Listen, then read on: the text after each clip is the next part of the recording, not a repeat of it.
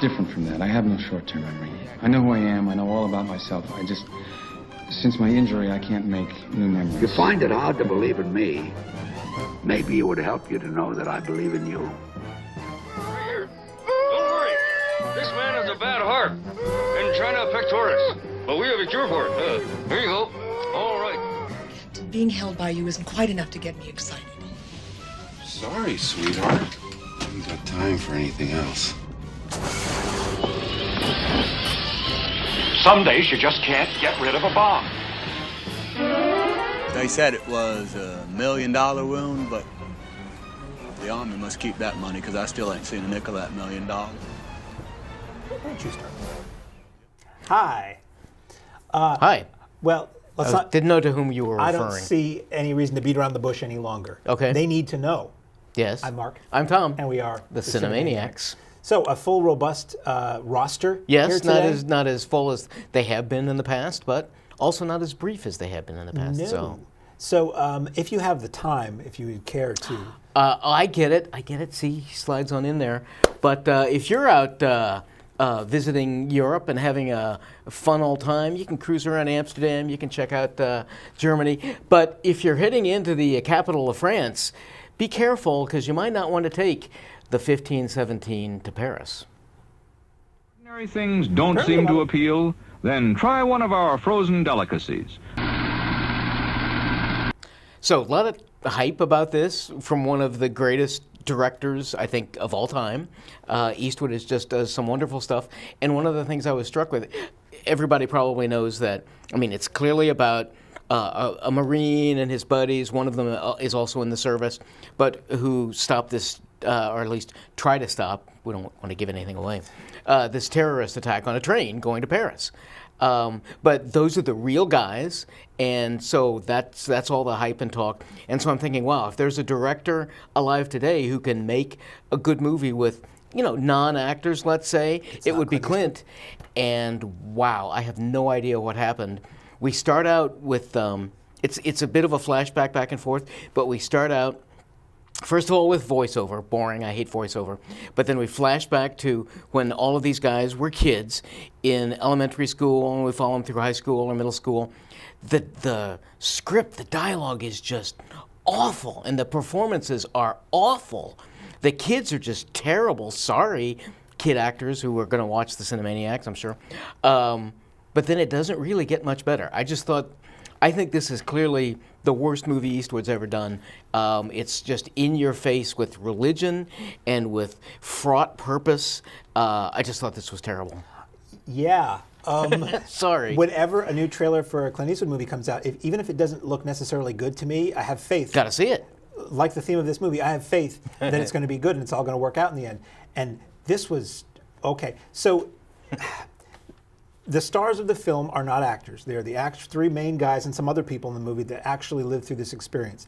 But that's for authenticity purposes. And from everything I've read, and I did read, this is a very accurate portrayal of these guys' lives and dialogue and what happened. But that doesn't make it a good movie. Right. And as the whole stuff with the kids is really bad at the beginning. It's very bad dialogue. The acting is cheesy. For some reason, every teacher, like in this school, is cast with former sitcom stars. Like, no. I'll fix that. The guy who plays like their history teacher is Urkel. And the guy who is the principal is Tom Lennon from The State, and the guy who's like the hall monitor guy is from a sitcom. So I didn't notice that. I just noticed they were bad. Like comedy actors in this movie, and then this whole thing is about you want to see these guys take down the terrorist and how that actually happened. So that in reality that was 2 minutes, and it plays out pretty much in real time in this movie. So you're sitting there for 92 minutes. Waiting for 2 minutes to happen. But it felt like playing out in real time in this movie because we started with kids, so I felt like I was there for 20 years. It was, but the thing was, all the stuff with it's not interesting. Yeah. Now, this is based on a book of the same name. Maybe that was interesting, but as far as sitting in a movie, it's guys who aren't really actors speaking mundane dialogue, going through mundane activities, and it just like wasn't interesting. And what the movie is trying to do is to say these guys believe it's got some religious, not even sure undertones, does. overtones that are saying, God has a purpose for everybody and everything happens for a reason, and all these guys' lives led up to this moment that they were on the train and they stopped this guy. So those little pieces that you can put together, having seen the whole movie, of things that happened to them as kids and skills they picked up here and there and how that was all came together, that's marginally interesting. But the whole time I'm watching this, I'm like, this would make an interesting 20 minutes. This would make an interesting like 60 minutes piece. But as a movie, it was tedious and really not very good for the most part. I mean, it succeeds in being dramatic and gruesome and scary when the attack occurs and you see the guys stop it. But like you say, that's 5 minutes of the entire film. So yeah, I thought, I'm watching this and I'm like, is this Clint's worst movie? And I'm thinking about the other movies I've seen of his. I'm like, this might be the worst Clint Eastwood movie I've seen. But I haven't seen them all. I was going to leave about half an hour into it when we were still with the kids and just saying, this is just awful. But I did stick it through because I was thinking, well, let's see if the real older people are any better actors, or let's see if Clint pulls this together. And nope. Yeah, so up next, speaking of furry creatures. That's not racism. That's just it's a really bad transition. We have a live-action / animated adaptation of the Beatrix Potter novels from way long ago, children's books, and here we have the scurrilously, furrilessly, banicular tale of Peter Rabbit. No relation to Eddie.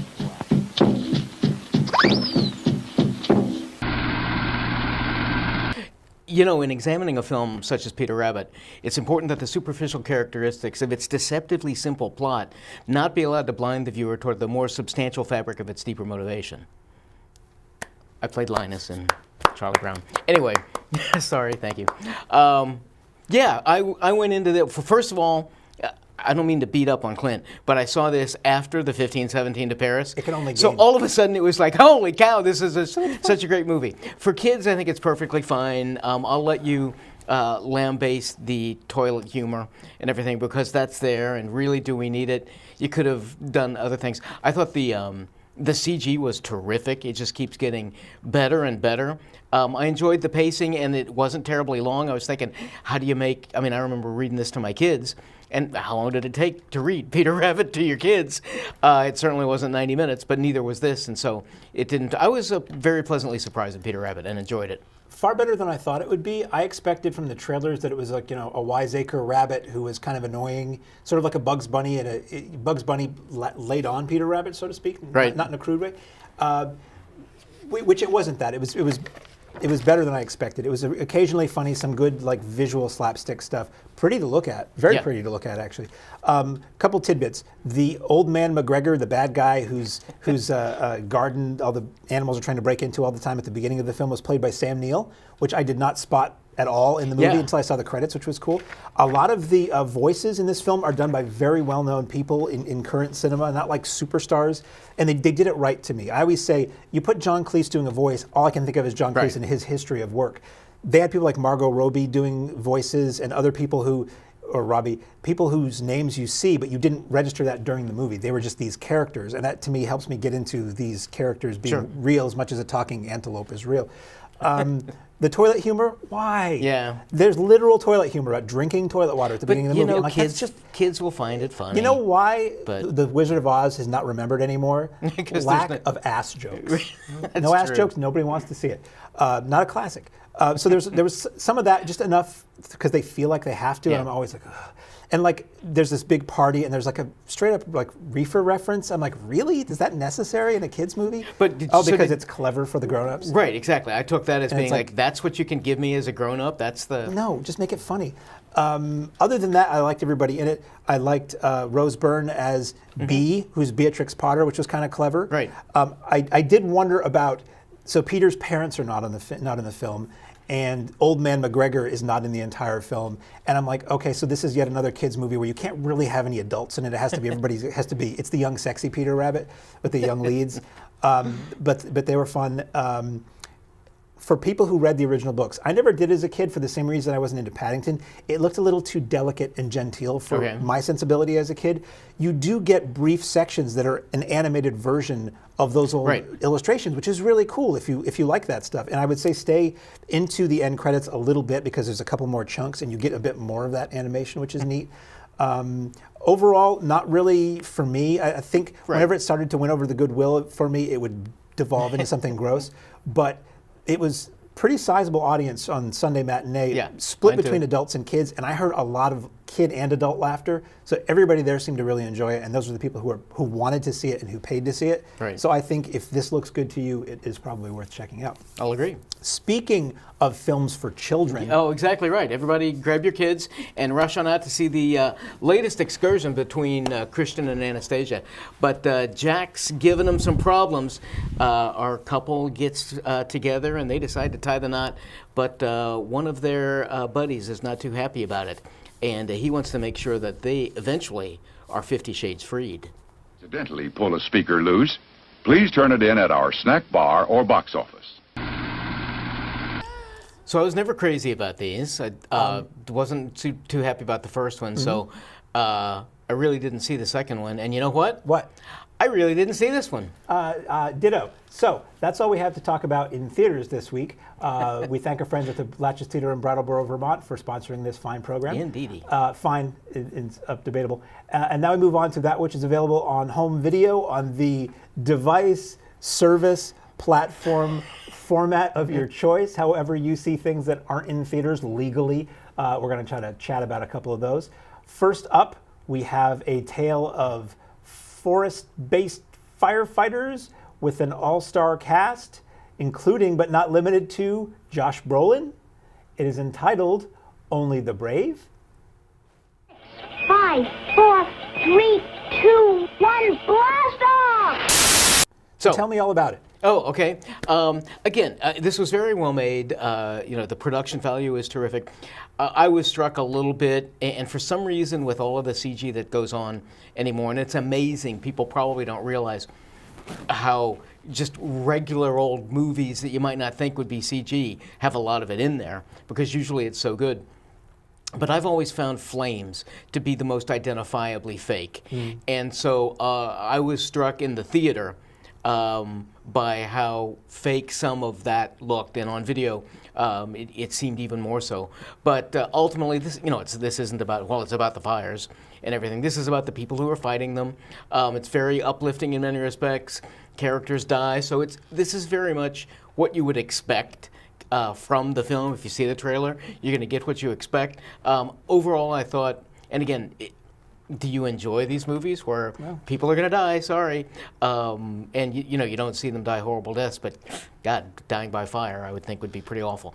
But it ends with that and the bravery of these people going into flames to fight to save us. So ultimately, it's what you see is what you get. I thought Only the Brave was perfectly fine as movie fare. Good double feature on video at home with Deepwater Horizon, perhaps. Exactly, right. Oil So rig fire. In some respects. Were there any split-level ranch homes built in the 50s in danger in this film? They weren't on fire, but the whole town was on fire, ended up being on fire as a result of the invasion, shall we say.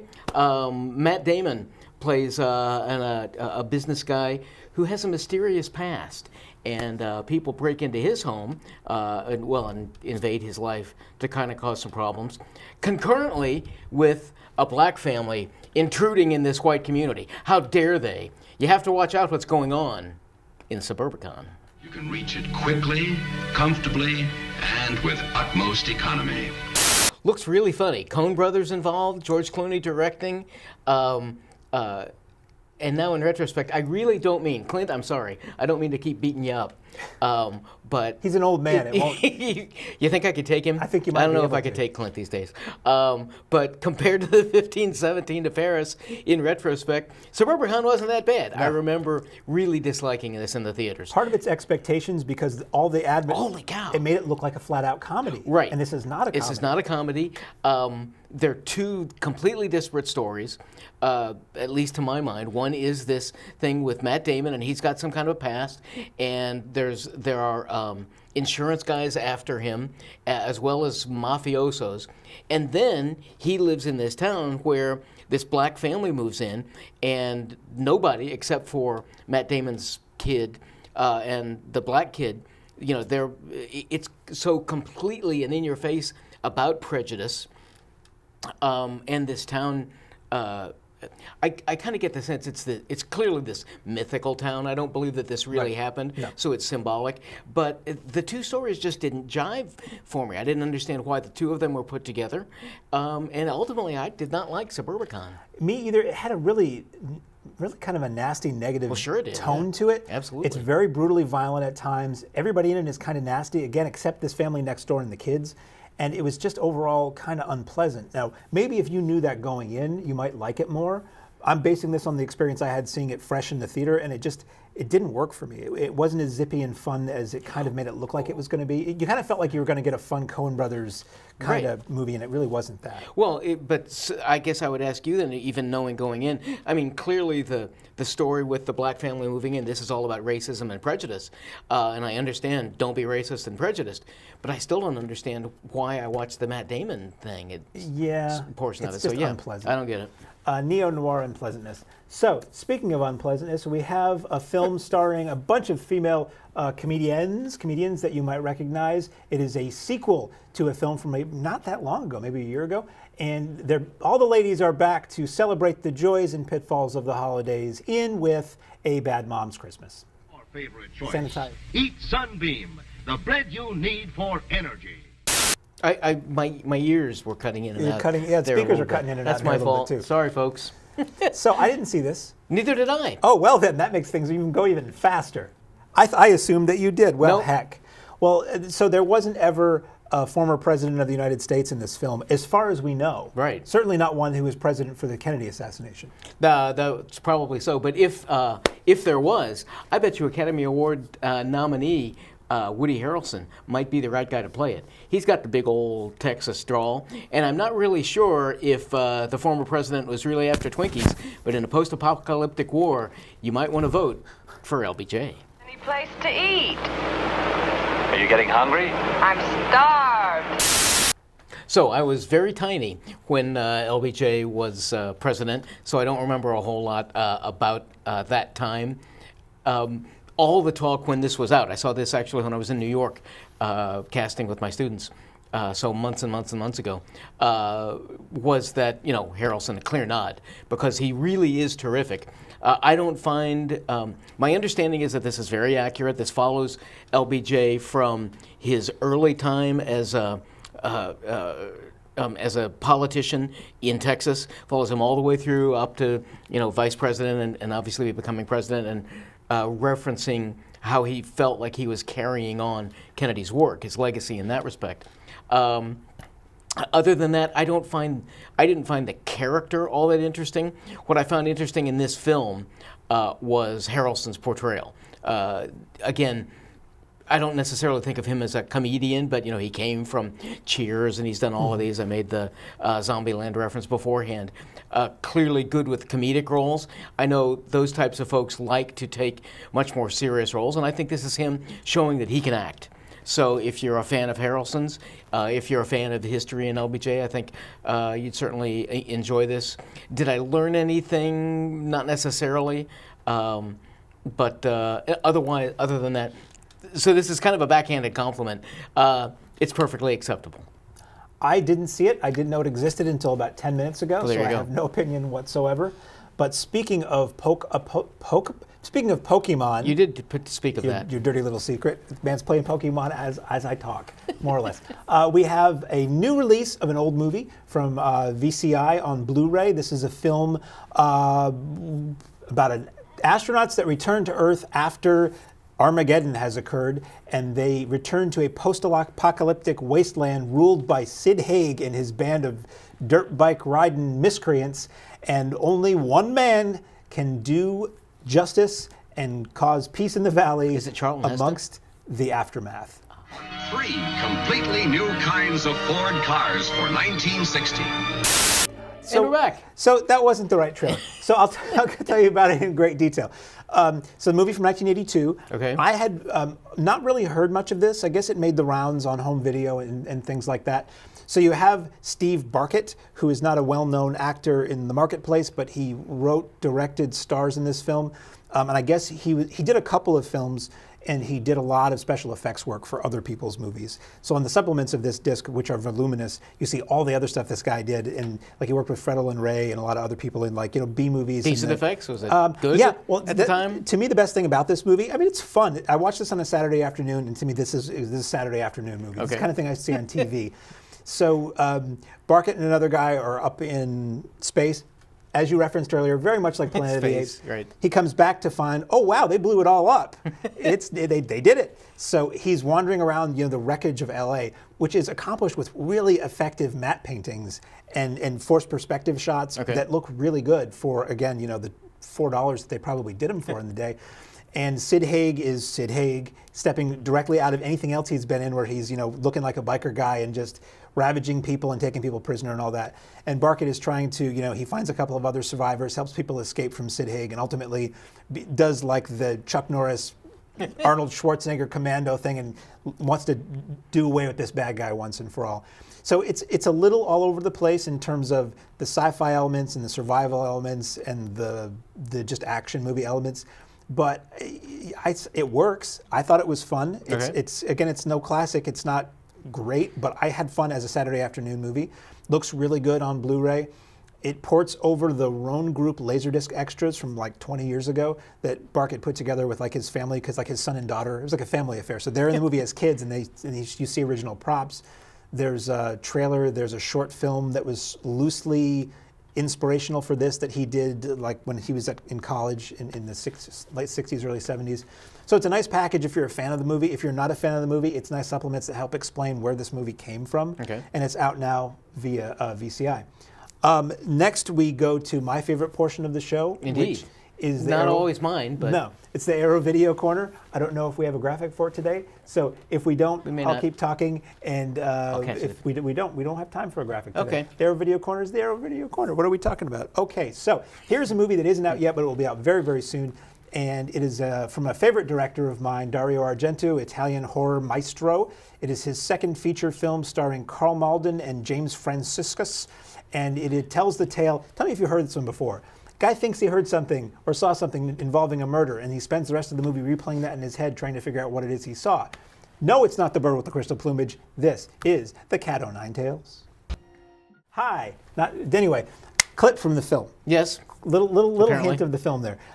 So this is Arrow. So needless to say, okay, I've been a fan of Argento since high school. So I first saw this on a terrible pan and scan, urine-colored transfer from a rental tape. And then I upgraded to a DVD, and now this Blu-ray blows everything I've ever seen out of the water. It's colorful, it's razor sharp, it looks great. Voluminous extras, maybe not necessarily all the extras the previous Anchor Bay DVD had that I previously owned, but a good amount of extras. You get interviews with the writer and with Argento and with other people who were involved in the film. I think the little girl who's the little girl in the film, if I'm thinking of the right one. I watched this a while ago. A commentary by a couple of British Italian film historians. It's loaded with extras that help set the time and the place and the context for the movie. The story basically is Carl Malden is a blind man who puts together by hand newspaper crossword puzzles, which is just interesting. And he has a young girl who's like his niece who lives with him. He witnesses something, he hears something that it leads to somebody who's committing a series of murders. It's the template for Argento movies, like I joked earlier. Franciscus is, I don't remember exactly what his role is in this movie. This is a weird thing about Cat o' Nine Tails. No matter how many times I see it, I don't remember it very well. It's not as strong a movie as what Argento did right before, right after Bird with the Crystal Plumage or Deep Red, so it kind of suffers. I'm sorry, Bird with the Crystal Plumage or Four Flies on Grey Velvet. But it's still fun. It still has all the isms. It has the really cool camera work. It has the Ennio Morricone score. It has, Italy in 1971 looking amazing, and everybody who's in it looks, stylish and cool. It has a couple of nicely, wonderfully perverse, gruesome death scenes. So, bring the whole family. So it's not one of his greatest movies, but it's still from his golden period when he was just cranking out one good movie after the other. The Arrow set is crazy deluxe. Like, we get review copies that are bare bones in terms of the packaging. All the content is there. The set is like lobby cards, and it folds out, and it's slip cases, and I'm going to buy it when it comes out in a week or so. So not a lot to say about this other than it's a decent, solid movie if you like Italian movies or giallo films, or if you're an Argento collector, obviously you want to buy this, because until 8K comes to your home, this is probably as good as it's going to get. Speaking of gruesome murders, did you want to intro any of these, or should I just keep unfortunately, going? I have not seen them, Okay. so I could just kind of tap dance through them. Okay, speaking of directors who are known for one thing, we have an H.G. Lewis, Herschel Gordon Lewis film here. This is actually, what Arrow did is they put out a box set of the majority of Herschel Gordon Lewis movies as double feature discs. Now they're putting those out as individual releases. So we have the second, I think, of these that have come out. This is a film about a woman who runs a wig shop with her mentally challenged and murderous son. Where do you think they get the wigs when you go to the shop of the Gruesome Twosome? They've left their fields and barns. They're marching from the farms because kids don't drink enough milk.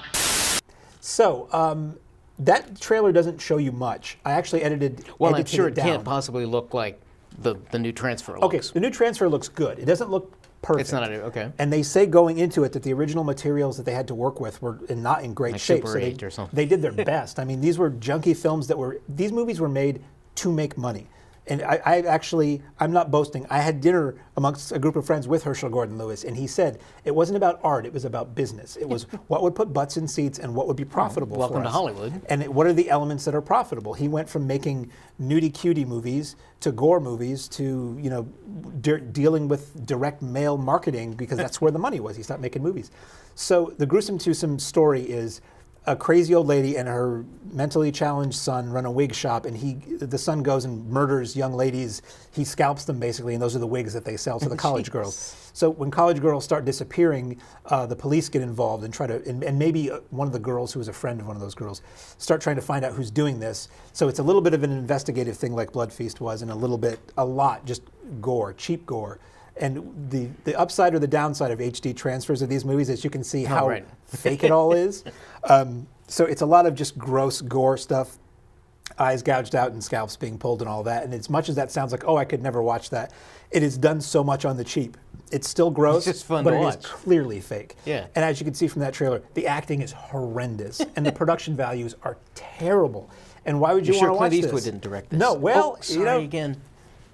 God has a plan. The reason you watch these movies is because they're so bad they're entertaining. And as Herschel Gordon Lewis had a great line that he said in My Presence, which I love, he said his movies were like Walt Whitman poems. They're terrible, but they're the first of their kind. And so that's what that has going for it. He was a really funny, well-spoken raconteur, so you get intros for both movies. There's two movies on this set.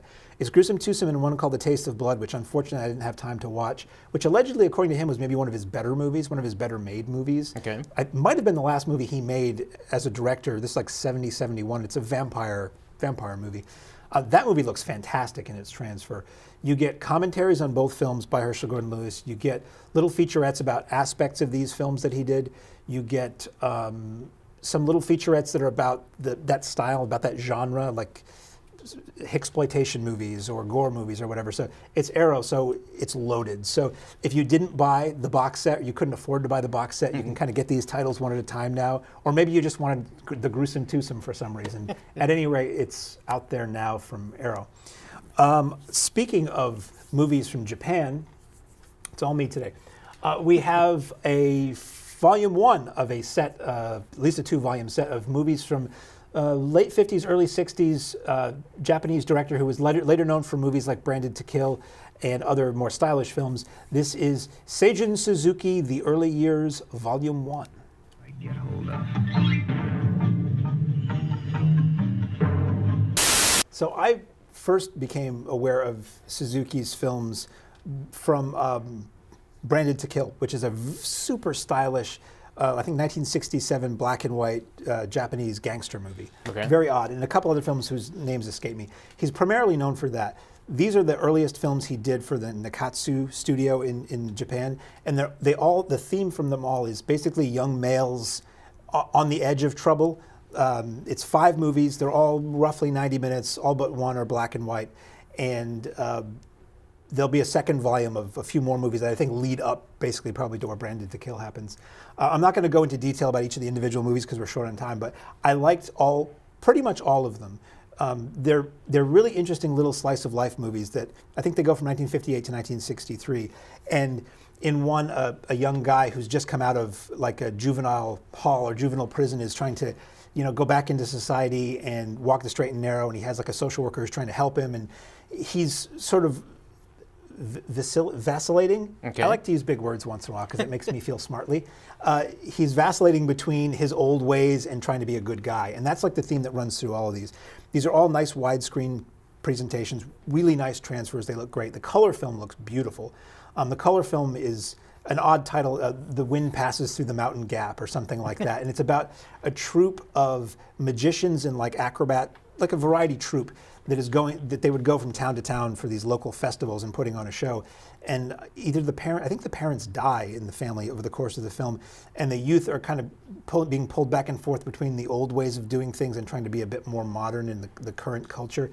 And all of these are funny at times. They're melodramas, so they kind of swing back and forth between being, dramas and pulling at the heartstrings and being kind of goofy and silly.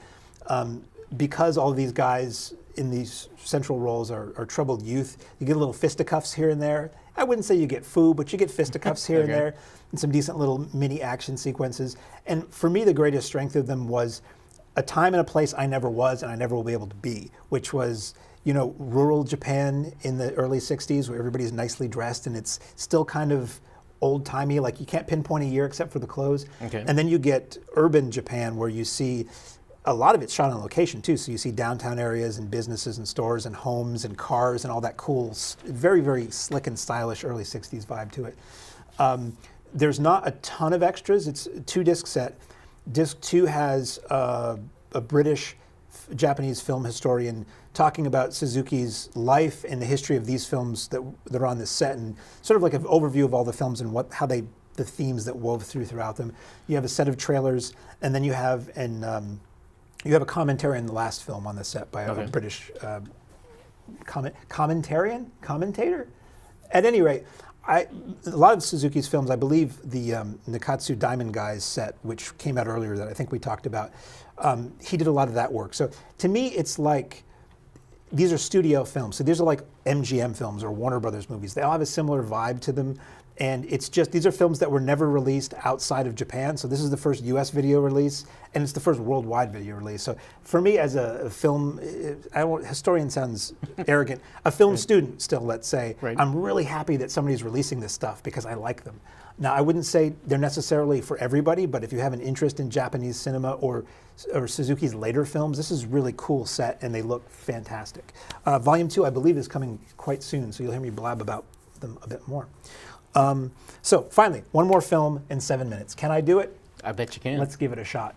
Another legendary director, Federico Fellini, shot this film for TV. Interesting, odd film. About an orchestra getting together, and I can't not say the title. It's about an orchestra rehearsal, and it's called Orchestra Rehearsal. Protein you require from wieners made by Oscar Mayer. So this one's a little bit odd. This basically, it starts off as a pseudo documentary where a camera is roving around this rehearsal space, this big open rehearsal space, and they are talking to each of the people in the orchestra, and the person waxes philosophical and poetic about their instrument and how they play and their life and all that. But the thread that winds through all of it is they do not like the conductor. So as it goes on, more and more people are insulting the conductor, and then it kind of vexes in and out of it being a documentary. Occasionally you're just seeing people talking, and then occasionally maybe it's all what the camera is allegedly capturing.